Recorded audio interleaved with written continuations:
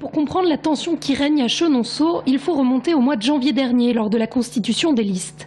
Puisqu'en décembre, le maire sortant Michel Le Goff annonce qu'il ne se représentera pas, un de ses conseillers municipaux, qui avait fait 2 mandats avec lui, décide de créer la liste Chenonceau Ensemble.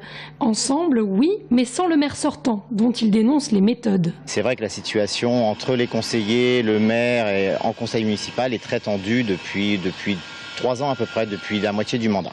C'était malheureusement sur plusieurs sujets, sur la façon d'aborder les sujets, de les traiter en amont du conseil municipal. Résultat, le projet de liste voit le jour avec à sa tête Ludovic Papillon, qui réunit en janvier tous ceux qui pourraient devenir ses colistiers. J'ai rassemblé les membres de l'ancien conseil municipal sans Monsieur Le Goff. Le premier rendez-vous s'est pas très bien passé. Ça a tout de suite donné des gens qui se sont séparés d'un côté et de l'autre. Et Monsieur Le Goff, quand il a eu l'information, a décidé de monter une liste. 2 listes donc, Chenonceau Ensemble et Vivre à Chenonceau demain. La première, incomplète, avec seulement 9 candidats sur 11, mais une tête de liste.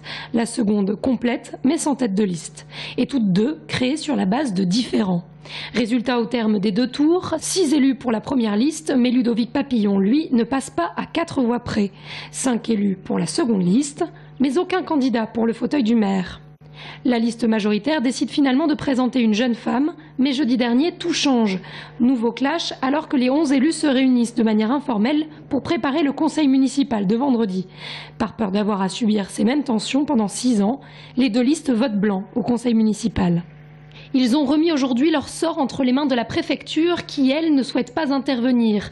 Elle leur demande de se réunir à nouveau et de procéder à un nouveau vote pour se mettre d'accord. S'ils n'arrivaient pas à s'entendre, il faudrait qu'ils démissionnent tous afin d'organiser de nouvelles élections.